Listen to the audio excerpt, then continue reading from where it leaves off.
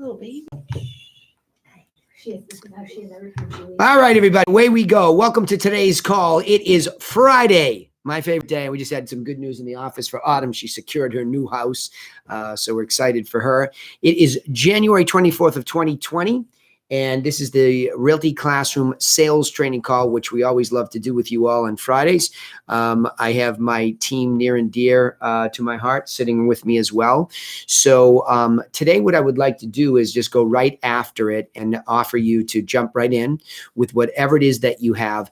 And, you know, I'd like to provoke some outside sales challenges.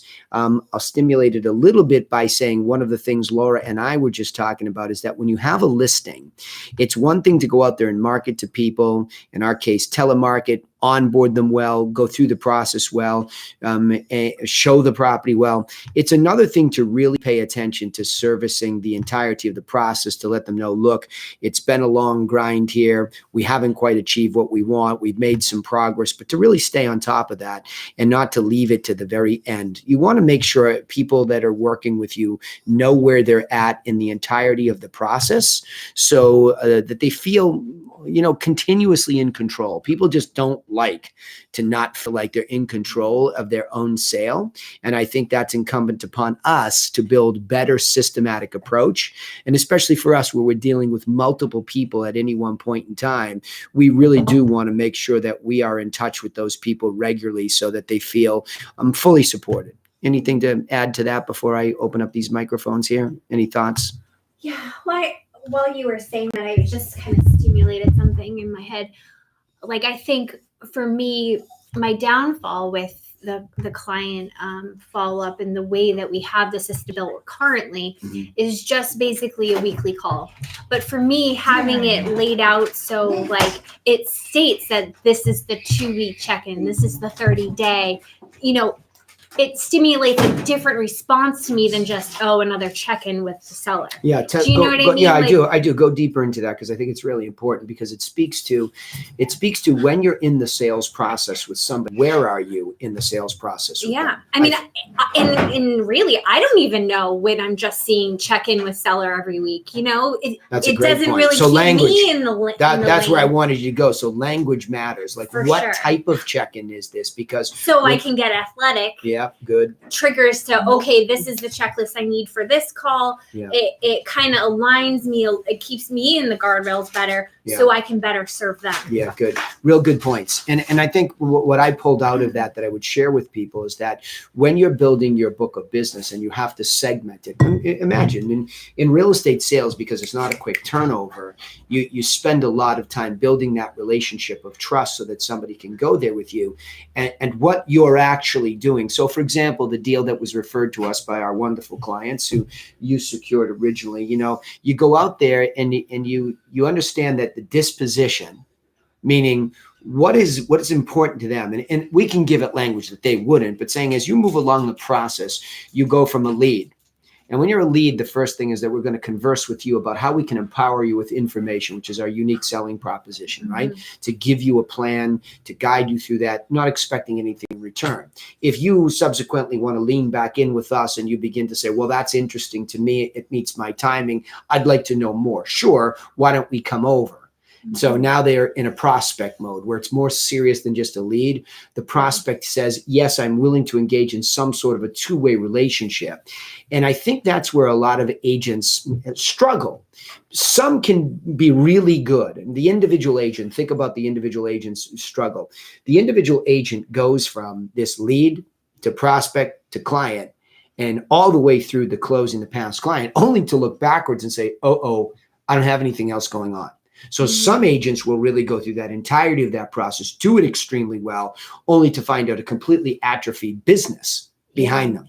So as we've learned, well, you have to do that all the time. So here you are with this pressure of having to do it all the time. And let's pretend like they don't have what we have, which is each other.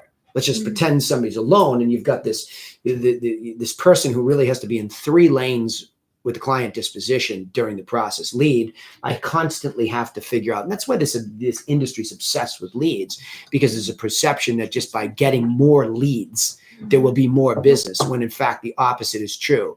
More leads of lower quality as they pile on and the average goes down can be the problem, right? But let's just say somebody sharpens that up. The idea is, where is everybody in my world? So we talked about this week, that we have a level of certainty when we come in here, and that you two are able to, quote unquote, get athletic at your positions, get your bearings straight. And even so, it's tough, right? Even so, like we were just dealing with, we just applauded Dave. She just won. She got her housing situation straightened out. Wonderful, which challenges that athleticism each day. So there's real human drama that gets the sales process challenged, but at least being certain that there is a block of time. This came up yesterday with Sonia Coffee, that when you're sitting there and you're certain about an activity, there's a lead activity with intent to create a prospect through giving away your best stuff for free. This is where a lot of people get stuck. Well, what do I say? What script? No, start with manufacturing a productization of guidance, giving that away to the person who's a seller orientation, buyer orientation, if you're a recruiter, agent recruiting, right? That agent course. So that positions us to be certain that we're getting on the phone to call now a specific type of seller, expired probate, FSBO, internet lead, whatever it is. There's an intentionality of what you know you're doing, which is really wonderful. And this is what helps time management. See, so time management always becomes this big buzzword around which people freak out and say, I have a time management problem. Well, they perceive they have a time management problem, but oftentimes what they have is a lack of a system problem. And when you have a lack of a system, you don't really know what you're doing intentionally in sales, right? That makes sense? For sure. And the system starts with a strategy. So now we get up into the bone structure. The great news here is, if anybody listens to any of the body of work that we do, in conversion, it is a lead to a prospect to a client. Simple. So your strategy is simply becoming intentional about your lead work versus your prospect work versus your client work, which is precisely what you and I are talking about here. Is that what I'm saying is that we are needing to now raise our client intentionality to another level. And so so we don't have to go reinvent the wheel per se when you do this. You're not reinventing the wheel by saying, oh, our client. No, let's go into that client orientation and say, well, what do we do well at lead at this moment? We are very intentional about an offer. There's no solicitation. In fact, you just did a nice job with somebody who didn't have interest, who didn't have motivation, and you pleasantly left them alone. End of story, right? End of story. He was curious about who had called. He called back. You were pleasant with him. You recognized who it could have been. You made a connection, and you asked exactly the right question. Right? And you told was not motivated. You made the offer. You said, I'd like to send you some information to help you sell it the next time. And he said, what? Just out of curiosity, because I want to take them through this. He said, I don't think that you need to do that. And that prompted me to say, I don't really remember. You said exactly, something about an agent. You asked, why? I asked, that's right. He said, I'm all set. Now you've triggered me. And I said, now, when you say that, is it that you have an agent already that you have relationship with? And he said, no. I was actually prepared for the yes, but he said, no, I'm just, I'm not feeling it, basically. In whatever words he used, I'm not feeling it, because I could see your body language change, which is exactly this. So see, what we're doing is we're going to the lead and we're saying, hey, guys and gals, if you've been watching us and what we're up to here, the bottom line is we have already evolved. We are no longer, and this is going to go into recruiting the same way, so that everybody can see, no matter where you find me today on this sales training call, I don't care whether you're a rookie, you're a veteran, you're doing sellers for the first time, buyers for the first time, agents, it's all academic and basic. You are trying to say, I have something that's in it for you. May I send it? You get a yes or a no, really academic. When you get a no, you dig slightly deeper to make sure you're not the problem, right? And you say, hey, why, right? And the guy starts to kick in, I'm not really. And even those words that you just said, even if you can't remember exactly what he said, it's the tone, it's the vibe. It's exactly why we hire intelligent people and trust their intuition. Does he sound like our avatar, yes or no? No. Why? Because we have refined the lead process so well that we understand that if there is not a clear sound of motivation. Now, of course, you would clarify motivation by saying, wonderful. Well, on a scale of 1 to 10, how motivated would you say you are? Now, if he's not a 10, we go another level. See, it's very systematic. So we do it well to create a far better prospect than we've ever done before. Now, when you get into prospect, it's very clear and intentional, a very specific package for that specific avatar. Let's say it's a seller and there's different types. The package for the expired would be different from the probate, would be different from the FSBO, would be different for the internet lead or the general inquiry.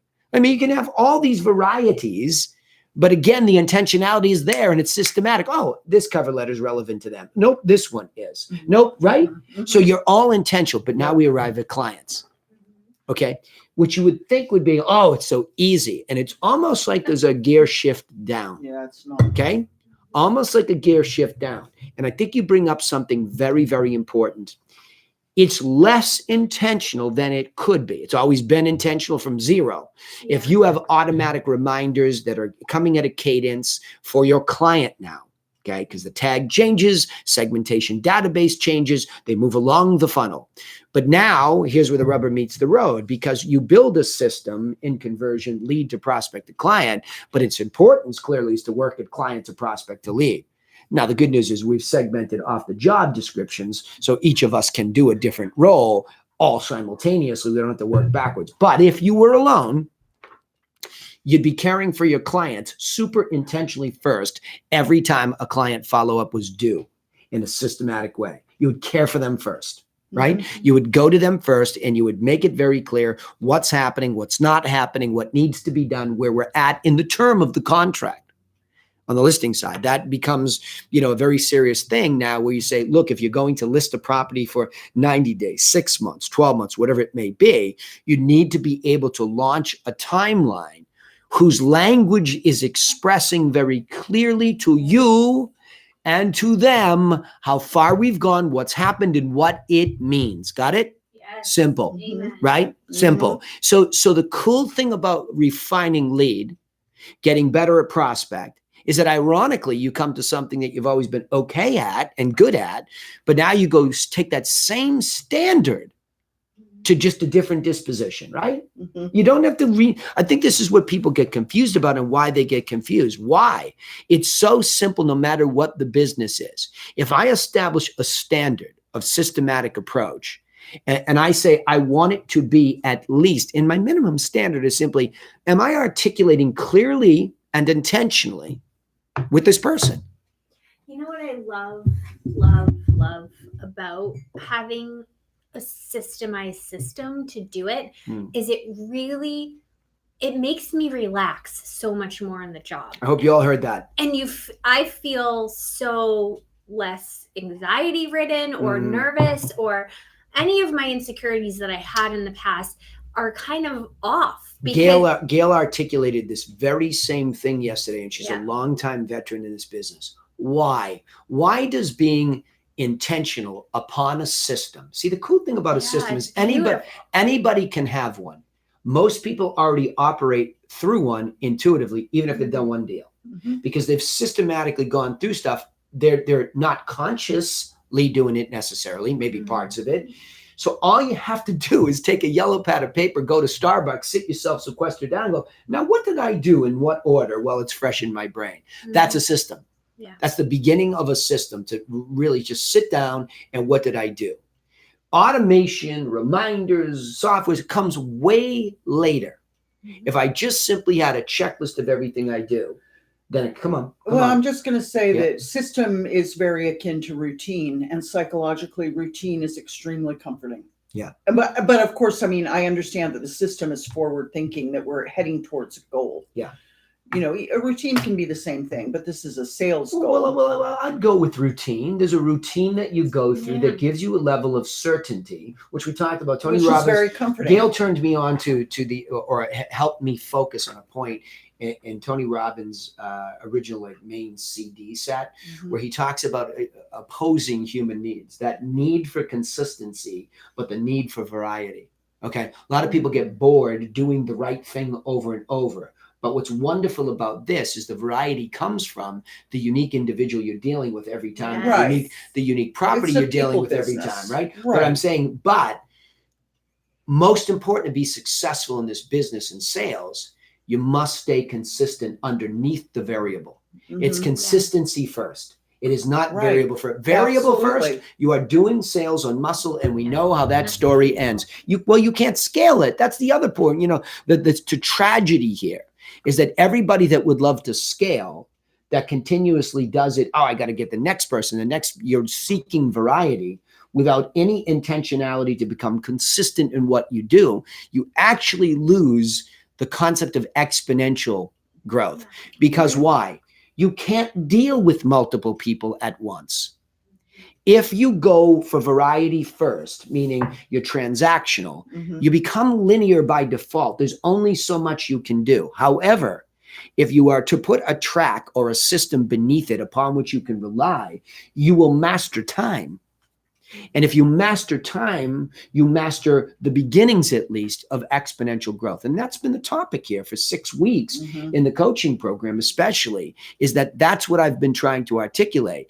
Without a systematic, rooted, way of doing things, you can't be intentional, you can't relax, and you lose time through anxiety.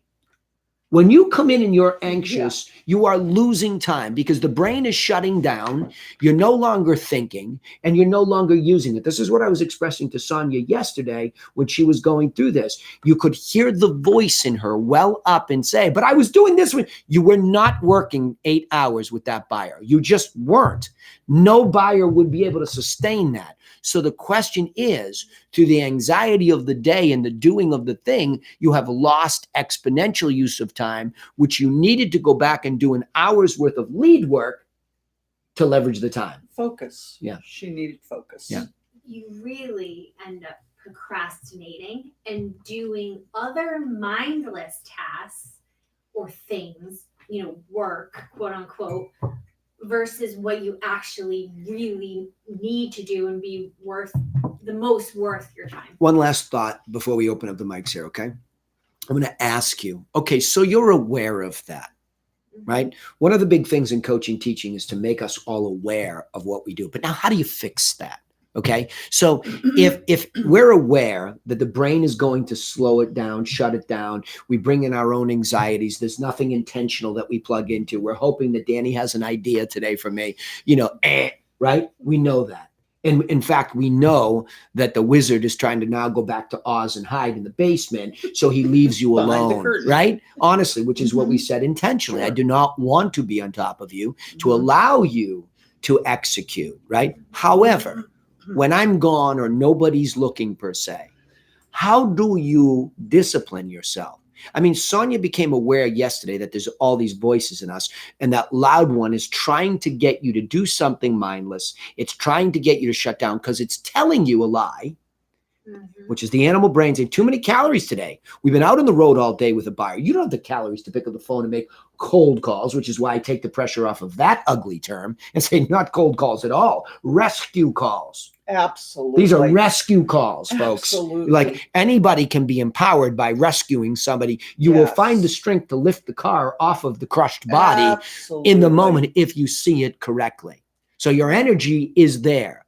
It's a lie if you do it correctly. But is there a discipline issue in there too? And if so, like what is the why? Why do you go do the mindless stuff when nobody's looking, right? Well, not you, for anybody. My system, because I'm human. I have my moments where I'm like, nope, I'm in a mindless mode. And typically I found within myself and doing this job for so long that it typically comes for me around 3 o'clock. Like I'm usually almost toast by that time. And just like for me to be super my best and athletic and making my tough phone calls at 3, it's not going to happen. It will be pushed off to the next day. And I know that. So knowing that about myself, my best working hours is probably from like when I come in at 8 to noon. I am so intentional. I write my checklist of like my top 4 things that are like, this is what has to get done this morning. Like, let's bang it out. So I do the tough things, quote unquote, in the morning because I know that's when I work best. I'm most alert. I have the most energy. So we're fresh. Let me go there. I want to go there for a second, and then I want to get everybody involved. I have very, very, very much been in tune with athletic performance because, in particular, Marty's commitment to hockey is massive. And it requires an enormous amount of balance to become a student athlete, and in that order. And that requires an enormous amount of burning of calories. Mm-hmm. So one of the things that I wanted to bring up is that this concept of food and glucose and all of that functioning of the brain and body, which we've talked about, all of your habits outside, totally affect your use of time as a salesperson. For sure. Or a business person in general. Totally.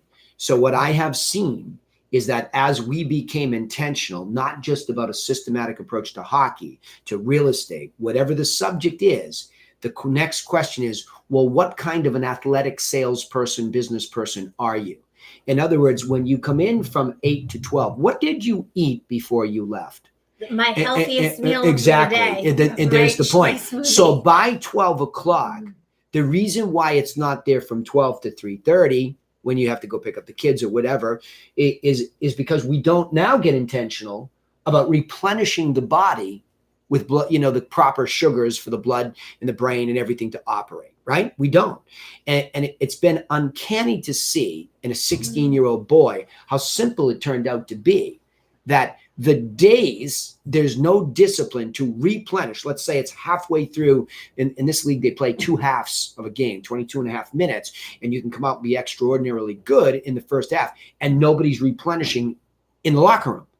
I'm talking about having a glass of orange juice. I'm talking about a little Gatorade. I'm talking about something that would go through the bloodstream quickly so that their recoverability is in 5 minutes when the ice is done. It would be the same for salespeople who have to spend a whole morning with a buyer on the road, give a listing presentation that they had to drive a half hour to in traffic and a half hour back. And by the time noon comes, they're toast. And unfortunately, the brain says also, we're tired, number one, and you did it today. You did it. You got a listing today, and you cut off a whole half of the day. So you really don't have a limitation on time issue. You don't. Yeah, you might just darn well have a glucose issue problem. Do you know what I mean? Like your brain is now calling for round 2, and you don't have the wind. Yeah. You don't have the glucose. You're not physically prepared for the second half of the day because you're not intentional about being a human at that point, right?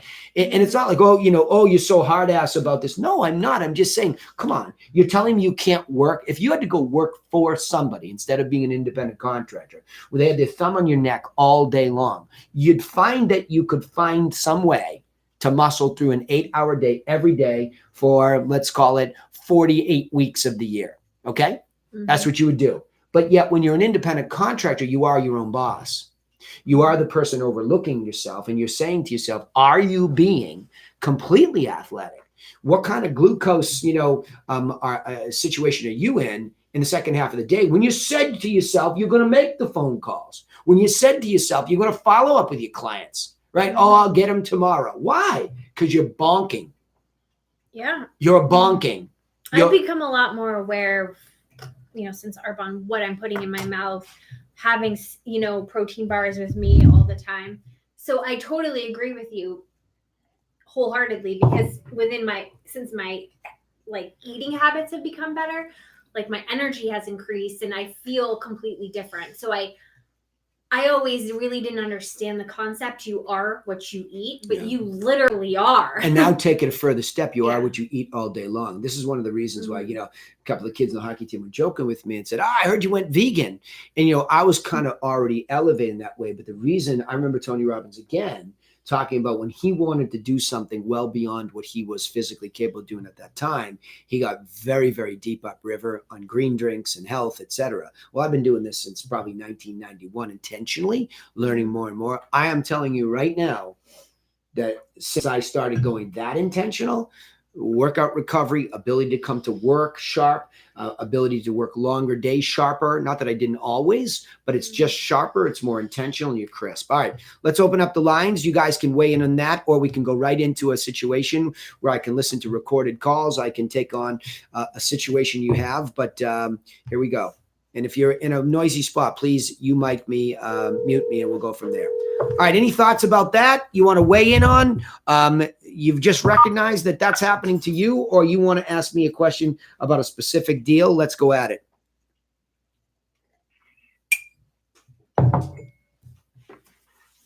Hey, Danny, I have a question about Vulcan 7 that maybe Paul, if it's a sales question, I'll take it. If it's not, I won't. You can talk to me privately about it if it's technical.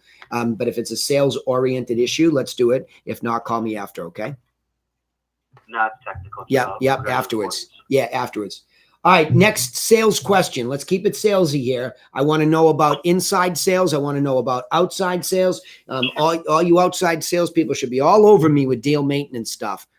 Come on. Hi, Danny. It's Penny from Ottawa. Penny from Ottawa. I love your whole title every time you introduce yourself, Penny. I love it. How are you, sister? Excellent. Good. Thank you. Excellent. Good. I just wanted to follow up. Everybody's talking about staying on track, and I think that that's sort of the biggest challenge that I have, even though the number of years I've been in the business. For sure. And we've just decided that we're kind of going to partner up upon our team and keep each other accountable. Good. For a few tasks per week. And thank you, Rachel, for reaching out to me every night and saying, did you do it? Did you do it? Did Awesome. you do it? Yeah. Awesome. Well, you know, Penny. That's important that you partner up with somebody if you're finding you're not getting your tasks. Well, Penny, you know, it's also important for the two of you to maybe go get a cup of coffee and ask yourselves, you know, what is the problem? Is it, you know, because did you do it? Did you do it is awesome. I mean, I like that too. So I'm down with that. But do what? Against what strategy? See, I think veterans, and you come from a super transactional background. I get it. You're a beast. I say that in a loving, positive way. I know you. You're a Mach 10 with your hair on fire. But that actually, ironically, you know, take it from Coach, who's been around top producers and been one his entire career. It's just, we get going too fast and we don't get up above ourselves and ask, am I leveraging time? Or is time just the same thing? So in other words, when the gun goes off at the beginning of 2020, the question is, are you about to repeat all of the same behaviors that you've already repeated before? And then will it be Penny just had more energy this year? Penny also was working out. Penny went vegan. Penny did these things for herself physically, but you're still going to be limited if it's linear. If you don't get up above it and say, why is Rachel keeping me accountable to this task? Is that a task that could be levered? In other words, let me go back to this. And I went through this with Mark Schwartz's team the other day when I was teaching them. I said, look, the most important thing to understand is I can make phone calls and somebody can hold me accountable and we can role play. I hear this all the time. Oh, we role play and then we get on for 2 hours. Great. Who are you calling? And why are you calling them? And what are you saying to them? And what are you offering them? You see, Penny, all those questions really matter, because if we don't continuously ask those questions, we're not asking ourselves whether we're doing it correctly or not. We're just simply assuming. And the pushback you get from top producers, well, it works for me, right? That's what I've heard for 20 years. Well, it works for me, right? And then they just blow you off. It's just this intellectual insecurity to sit down and question ourselves and say, is that the best way to do this? So Penny, what I would say is when you sit with Rachel, you ask those questions. Who did I call? And again, tell me what you're holding each other accountable to. Throw me another bone here. What is she checking in on? So we're both reaching out to past clients that have sold between 3 and 5 years ago, giving them a property update on the current value of their home. And we're trying to keep accountable that we've actually done it, and then B, what kind of feedback we're getting, so we can quantify the number of listings we may take from this action. Okay, cool. So here's the deal. This is what I'm talking about. Now, how do you have your list of past clients organized? That's the first thing that I mean when you get intentional. Where does that list exist? How do you know when to call each person? So see, this is the first thing. Now you get strategic instead of just, I made 6 calls. Tell me strategically how you're set up before you ever pick up the phone. We've gone through our past sales and identified areas that have a particularly large percentage in flush, and then gone back through our agreement to purchase and sale from 3 or 5 years ago, collected the information, the property address, sent them a full report, and then held ourselves accountable for the number that we wanted to do each week. Okay, so here I hear me, and I think there's a challenge with it. I'll tell you why I heard that. I'm going to tell you why I heard that. And I don't mean that as an insult to you. I'm going to help you get. No, anything's taken. Anything. I know. You're a great student. I get that. So I just wanted to validate for other people who don't know that I have, a trust relationship with you. Here's the deal. What you did was intelligent. Okay. You made a move to understand that repeat and referred business in an area where there's turnover, that's intelligence. But why I heard me is because that is completely about you almost wanting to, if I exaggerate the point to highlight it to make it make sense for you, you're using your past clients who happen to live in the high turnover to serve you. Whereas if you just said intentionally, now, I will allow for some, cutting off of clients that you don't want to do business with again for whatever reason. That's your business decision because we made some of those, right? So what I would say is that you go back and you look at your entire list, Penny, of everybody that you can identify, all right? And if there is part of that entirety of the list that for some particular reason, Penny just says, as human beings, we don't have a connection and I don't want to go there again. I felt uncomfortable. They live in an area I no longer cover. Whatever it might be, you go looking for that list and you cull it out that way. I have no problem with it. But rather than subsequently saying, well, these are the ones where there might be something, why not take them all?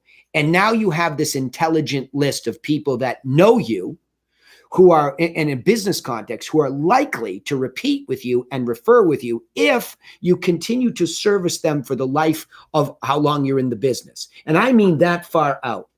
You're supposed to be to leveraging time in the long run as a salesperson, building what I call happy griffins. When we birth you into our past client module, we're trying our darndest, which is why at the beginning of the call, we brought up going through a better client process, because we're trying intentionally to birth you into our past client module as a happy past client. And we don't discriminate at that point in time of how you will be treated. And we do it linearly to the extent that in 1 year from that date of that closing, you will absolutely 1 week before that day that you closed, get a gift. You'll get a phone call. And in your case, you could throw in an analysis. Right? We've talked about adding at that point in time some comps. Hey, here's an update of what's happening. Here's a box of brownies. We love you. We didn't forget you. Happy property anniversary. Right? How's it going? Everything is well. By the way, here's a bunch of stuff that's sold around you because it's our financial obligation to keep you up there. And by the way, have you been getting a quarterly update of the market so that we can keep you globally updated? Boom.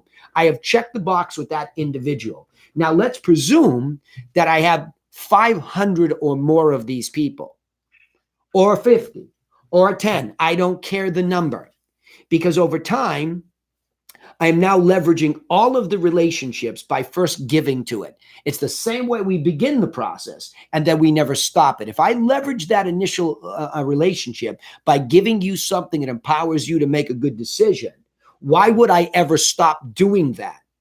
If I wanted to benefit you forever and be that only go-to for you and maintain that relationship, but now if I want to say me, it's because I know that by caring for you and all of you, I have leveraged time, right? I just have leveraged time. If I cherry pick that list and I now start to do it randomly, see, what is the reason for doing it? If you do it this month, are you going to do it next month? Mm-hmm. And they're going to say, well, Penny, you just called last month. See, we never get up above it and think strategically, what's the slowest cadence without being too slow? Okay. We decided it was quarterly, Penny, that every single one of our past clients would get a simple infographic market update on the fun statistics of what's going on, the top 10 sales, the ups and downs of certain things like price per square foot, and a clear call to action that if they or anybody else they know is going to make a move, they know where to go with us. That's it. But that's the bare minimum cadence that we felt was right. A quarterly past client cadence, which is still a connection through something that's helpful. Here's what's going on in the marketplace. And a very subtle, if you or somebody you know needs to make a move, you know where to find us right here. We make it easy on the same sheet. But the intent is to deliver value regardless of whether you have something for me or not. That allows me to intentionally be in front of you 4 times a year without being the unwanted pest or the puppy jumping up and down in your leg saying, can you play with me and send me somebody, which is a turnoff. So we arrive quarterly, but then you personalize it by remembering that they cared enough to give you that business and allow you to sell them a house or sell their house for them, that you recognize that property anniversary where you two are connected in this major event. You give the gift. Happy property anniversary. Oh, by the way, I'm going to just plus this up. I know you've been getting my Market Watch newsletter, but here's just an updated list of what's sold around you, just in case you were curious. I put that together for you, right? And if you need an evaluation for tax purposes or you just want to know, I'll be happy to go further than this stuff. Now it's systematic, Penny. So you see what I'm saying is that now instead of like, did you do it? Did you do what? There's no strategic underlying approach to it, right? It's like, gosh, there's so many, it's like studying. I was going through this with Jack. Jack's a great student, one of my twins. He's a great student, and he just went through midterms, and he put in an enormous amount of hours. In fact, he would stay on the T, go straight to Harvard, sit in the coop and study with all the kids at Harvard, right? Just to be in an environment. But when it was over, I said, but Jack, what was the strategy? You had 6 classes to go to. And I let him kind of find his way. And he said, you're right. He said, because I went right down at this one and I should have started with this one. And that's what you learn, is that you learn that you can put in the hours, because his brother was giving him a hard time, who was a little bit more strategic, who studied for the scripture test a little bit better. And he thinks on the multiple choice, at least he might have nicked the 4.0 student and he was letting him have it. Right. But that's the simple difference between somebody who's leveraged and maybe not as good at that game, but can go right past you with a better strategy. And that's why it's like in sports or business. How in the world did that person who seems less talented pass us, Penny? They got a better strategy. How do they get more referrals? They have a better strategy. Well, what do you mean? I put in the same work. Yes, but they thought well enough to give gifts. They thought well enough to give information.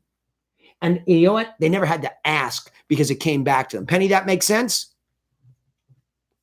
On it. Perfect. And Rachel's on the call too, so she's the one taking notes, I'm sure, and she'll remind me tomorrow what we're doing. Rachel, you got me? I'm here, yeah. Yeah, right? See what I mean? So I love the accountability of 2 people. But the question is, what are we doing here? And we have to question everything. See, I'm always in the mastermind level, this level, I'm always open to being questioned. In fact, nobody questions me more than me, right? I mean, I'm actually just going to interrupt and say that we were starting with the areas that are, on a high price point in selling versus what they bought at 3 to 5 years ago. But our goal is to send to all our past clients. So what you do, and I got you, by the way, and I thought that was good practices, by the way. Let me give you the compliment for smart, ladies. Go where the money is, right? Smart. But what I would say is to help you get them all, think strategically. What is the 4 times a year we could be in their mailbox easily? Do you know how easy it would be to hold each other accountable? And we already have produced a market update that Sarah has that she can share with you in 30 seconds, that you can be branded to yourself and you can send it out the door to these people so that you and the company Metro City all stay in front of them all at once. It's there. And it's 4 times and it's done. And there's nothing to think about. So you don't have to come up with something. You just need to plug and play that to start, because it's universal. It's universally helpful. Once a year, if as you go back into all these P&Ss, make a note of the closing date. It's an anniversary date. That's what it is. It's an anniversary date where good things happen together. Maybe it was stressful. I understand that. But you birthed the relationship into a closed deal on that date. If you can cheat a week before that, get a gift out the door, happy property anniversary. You might even show up the husband who forgets the freaking anniversary of their wedding, right?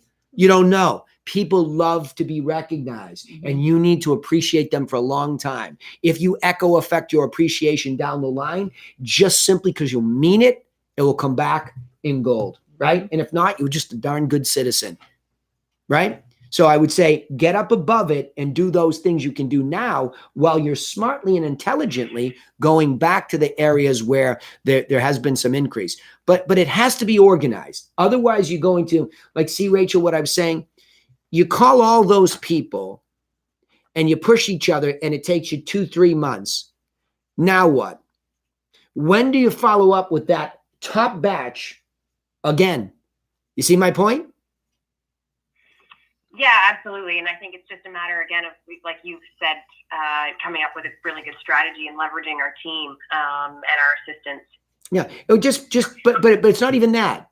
It's leveraging a plan, assistance and all that. It's leveraging a plan. Here's the question you need to really hear me ask you. How could you be in front of those people? I'll take it. Let's just take that top list. Start with them. How could you consistently be in front of those people multiple times over the course of a year without sounding like me? That's the question you have to ask yourself. It's exact what I asked myself. You got it? Yeah, definitely. And again, we say we're going to do a lot of things, but they just don't get done. Birthday cards, Mother's Day, Father's Day, all that kind of stuff. It's easy enough. We have all that information. Again, like you said, it's just about putting strategy in place. Well, here, I'm going to give it to you. Implement it or don't. Because I did the same thing. Mother's Day, Father's Day, this card. It's ridiculous. That's not even our relationship. Our relationship is real estate. They chose us to be their professional guide in the context of real estate. So we have positioning right from the closing. And that is to show up after the next quarter with a market update. It's just like a stockbroker who sells you a portfolio. Okay, they're going to give you a market update report. The bare minimum market update report is a quarterly Ottawa market update. You follow me? Here's how the Ottawa real estate market did this quarter. Here's how it did next quarter. Next quarter. You have 4 reasons to show up in their inbox, in their mailbox physically too, okay, 4 times a year. What we decided to do was go in their mailbox 4 times a year, in the mailbox, not the email box, 4 times a year physically to arrive there to keep them updated on what's happening. I just sold you a property. It's really important that you stay up with the general market so you know how your asset is doing or not so much, right? And then if I want to add in things like tips and stuff, I'll get to that. But I have to at least be responsible to be the equivalent of your stockbroker. Here's how the market's doing. Everybody, when they know you are a real estate agent, will ask you if they have any interest in you at all and what you do. How's the market?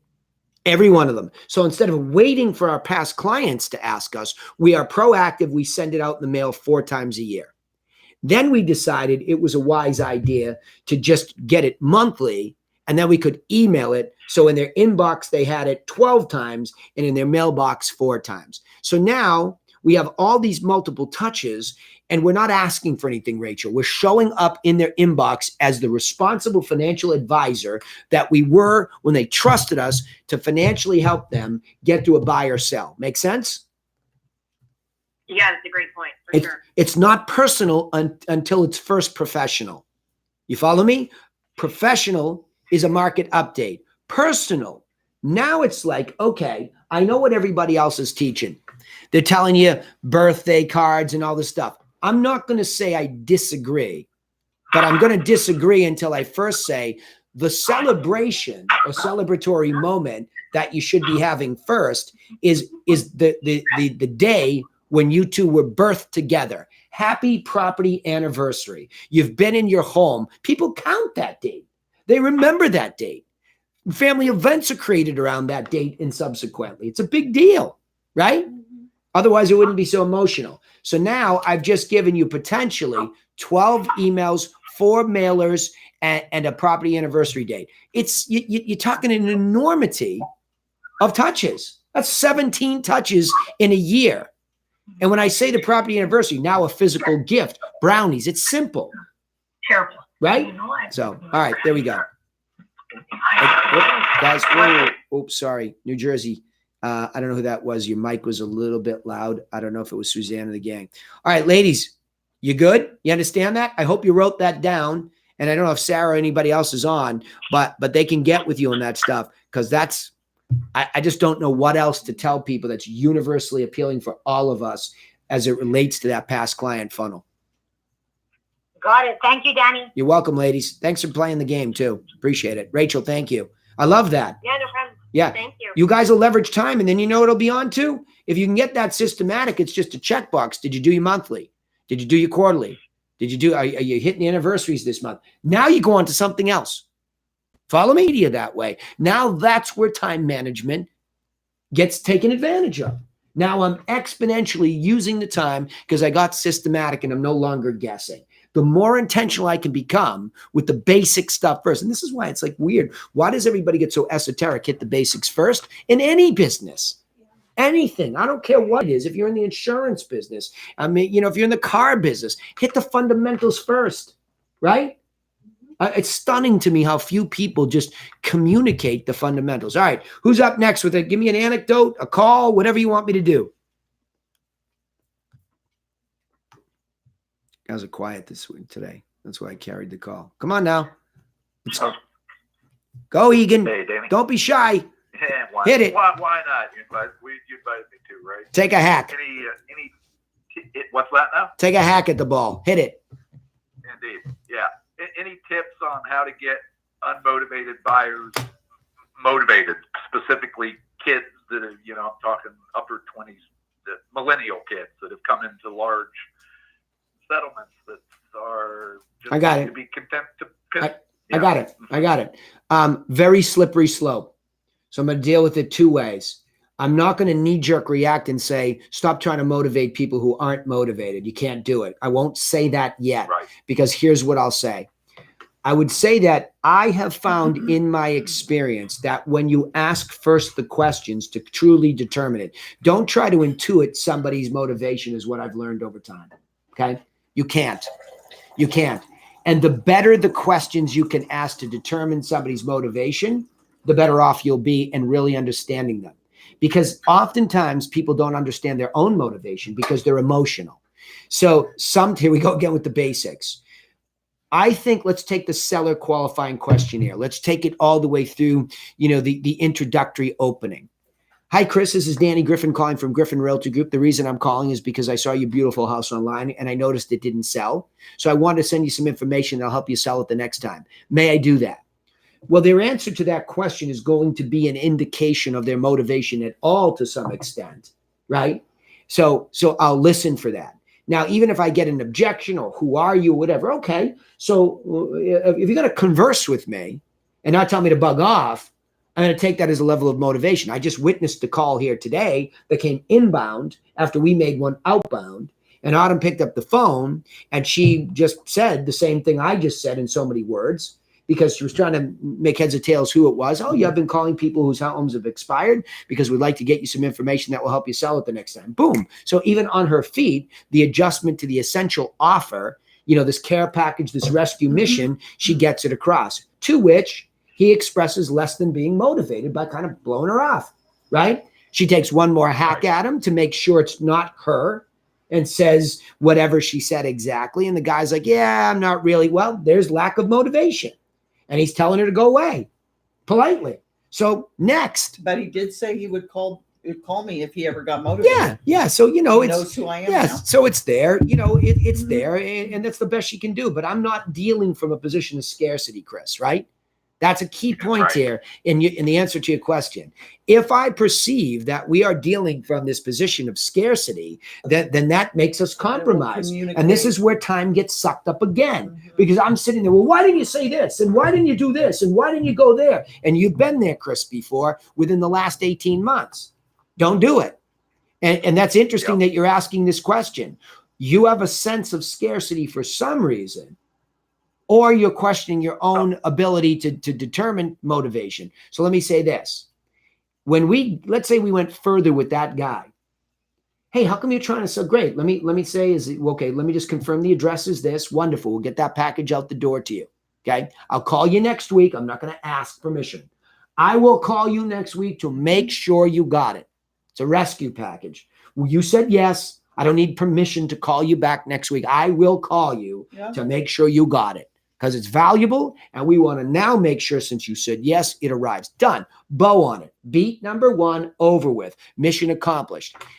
The instructions from there, if her intuition senses that there's conversation to be had, go for it. But be specific. Here we go with systems again. Thinking the seller qualifying questionnaire. What if on that very first call, there is a potential for an appointment? What if? Ask the seller qualifying questions as if there is. Well, what do you mean? Because even when somebody says it's an appointment, we almost start over again, Chris, with and Tony brought this up, and rightfully so. What are the timing and motivation questions that could and should be asked in that moment at that time?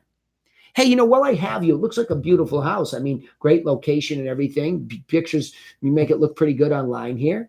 Why are you selling this in the first place? It's almost an empathetic way of saying, why did you even try to do this? Are you insane? Do you know what this takes? Do you know how people freak out? And that's the dialogue I want us to have, because we genuinely believe that this is difficult. Okay. I don't want to call it a takeaway. That's cheesy.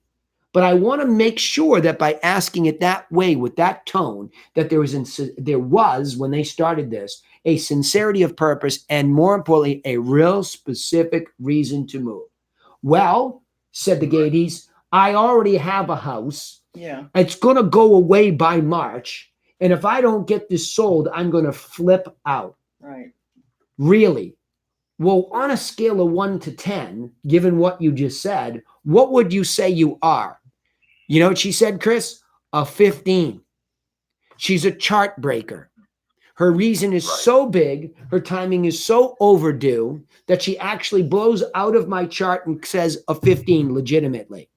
I have no other thoughts about timing and motivation when I'm going in there. I will go in the house and reiterate it once again, always backtracking a step to ensure that what we heard on the phone is in fact real, because we're setting ourselves up for client care. And if we got it wrong at that point, now Laura has a new burden on her shoulders and she's trying to haul this thing through the mud. So now you go to these buyers that you're referencing, just go back through that whole formula. Okay. Where did you get them from? Got them from Spear, and the scenario, friends of family sort of scenario. And the scenario is it's a couple. They're both living in the same apartment building, but in separate apartments. She inherited a big sum of money. He's got the job and the credit. They started looking last summer casually, put an offer on one. It needed a bunch of work. They got spooked and bailed, kind of went dormant. Now they're back again and they're approaching me. How about this one? How about that one? And the thing that got frustrating is, of course, we went and looked at one last Saturday. Hot neighborhood. Stop. So far, super transactional, and you're letting the tail wag the dog. When did you ever sit with the two of them, have an intelligent conversation about the buying process, and ask them, guys, it seems obvious to me, but tell me why you're looking to buy? What's the reason? I had that conversation last July when we started the process. You sat, hold on. Okay. All right. Then I'm going to beat you up on it. You sat down and you had that conversation. So take us back to it. You sat down where? Physically, where did you have this conversation with them? In our office at the table. Okay. And what is their reason for buying? They've got this large sum, or she's got this large sum of money. She's afraid it's going to dissipate into the winds if she doesn't put it into something. Seems like it'd be like a good thing to do, to put money in a house. Hold on, dude. Stop. They're both in the Stop for a second. Hold on. Don't run down the hill on me because I can't catch you. I got another question, because this is really an obvious case to me. So I'm just kind of playing cat and mouse here. What is the commitment that the two of these people have to each other? A couple of years worth of dating. I mean, they're not you got married. it, dude. No. You got a serious issue. You know why these people are not motivated. There's no formal commitment to be together, and it's her money. End of story, dude. Yep. End of story. Like it's that easy. When you just slow it down and you try to find out what your issue is, it's not monetary. She has it. It sounds intelligent to put it into real estate. Should probably be better off buying a rental and put it in there and make the guy make a commitment to her. Why don't they live together yet?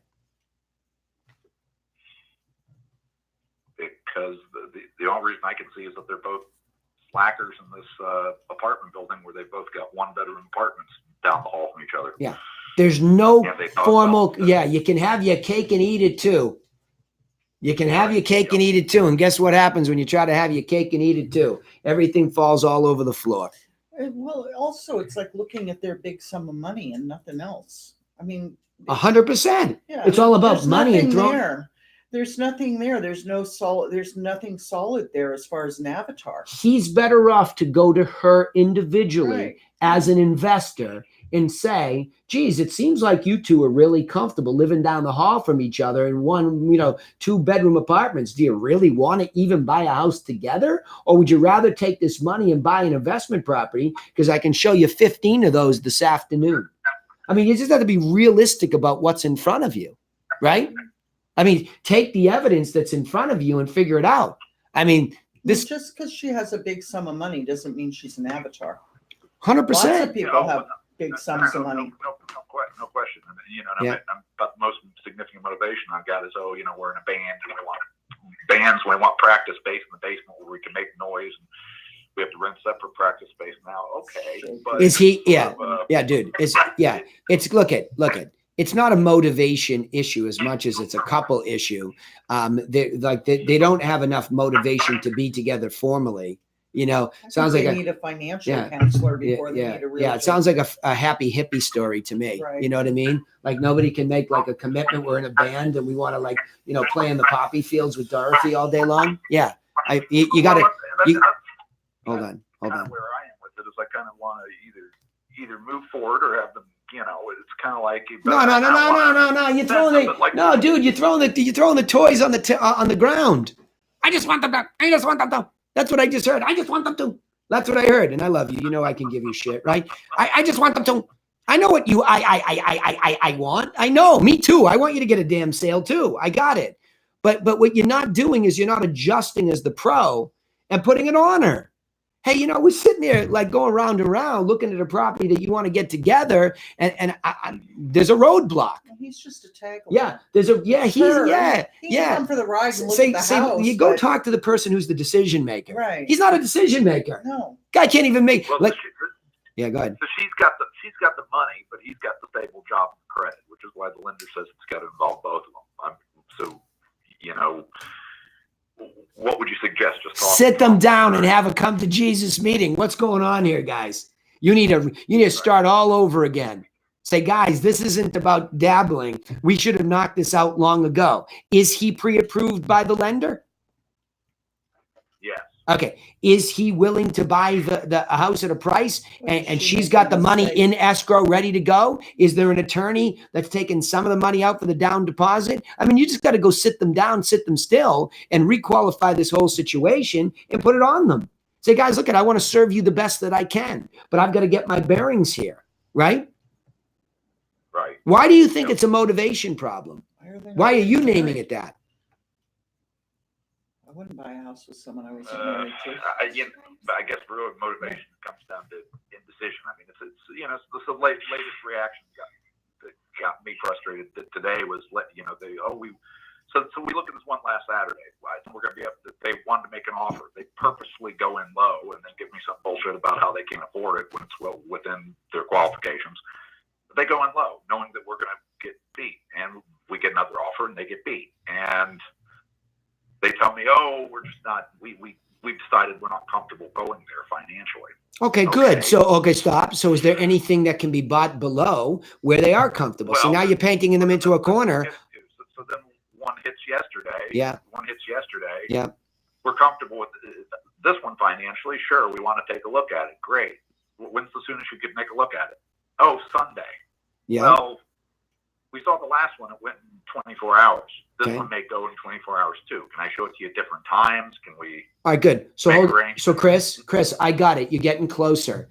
but it's time to have a powwow face to face and sit them down and re-strategize. You're in the tactical mode and it's not working. That's where you stop letting the tail wag the dog. Sit them down, and you have to reestablish true timing and motivation.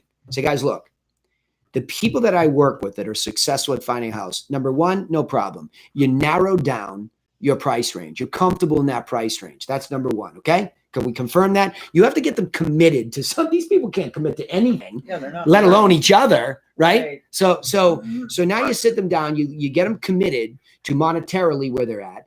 Are they really committed to buying a house? Because you seem pretty darn comfortable living down the street from each other in the hallway. Right. And if so, you need to be a 10, right? You need to be a freaking 10 to do this. And when I call you on a Wednesday and you can't see it to a Sunday, that's not a 10. It's not a 10. So guys, what am I missing? Why are we not like Mach 10 with our hair on fire, going out and seeing stuff? You need that face-to-face conversation. Okay. And so everybody here next week will be waiting for you to harvest that meeting information, and you'll be first on next week's call because you'll be able to tell us that you went through a process again, right? Have you asked them why they're not married? Yeah, I want to ask them that. Yeah, when you meet with them, when you meet with me, married. can you, Autumn and I and Laura and Lauren, we'd love to be on the call with you with them. Yeah, Millennials still want to get married. a lot of them do. But here's the Hey, we've sold a lot of houses done married couples. I mean, that part, you know, as long as they can make their inability to make a freaking decision. But again, they were committed and more motivated. And whether you establish it clearly or not, I'm saying this is a formula. Here we go again. I think people waste a lot. Your time management on this deal sucks. Right. And it's what happens to us all. Yeah. It sucks because you start getting that one dealitis. Well, damn it, I've got time. You heard the I 3 times? Mhm. I've got time. I want them to make a decision. Okay, fine. I have no problem with that. So do the right thing through the process. Sit them down and say, I've got to reestablish your motivation here. I've got to know better because the way that I need to service you to get what I think you want is not going to work like this. You need to be a 10 or above. You need to be available all the time. You need to tell me exactly what price you're willing to go to. Can we get there together? Right? Otherwise, you got to make a decision to punt them. Because this could be a professional procrastination. A lot of people do. They jerk each other around. Oh, honey, we're going to live together. I hit the lottery and you've got to, right? Come on. That's not, it's a big problem, Chris. Right? Becomes a big business decision. All right, listen, good job, Chris, as usual, for being my guinea pig. You know I love you, so I love to play around with you a little bit. But in all sincerity, you got to get face-to-face. Start again with establishment of timing and motivation, and stop letting the tail wag the dog. Tell them the proper process and ask them to go through it the right way. If they can recommit to it that way, you'll test them for the next couple of weeks. And if they continue to jerk you around, goodbye. Goodbye. Yep. Cut your loss. Not worth it. Aren't you in Kentucky, Chris? We are legal. Where are all those big horse people with the money?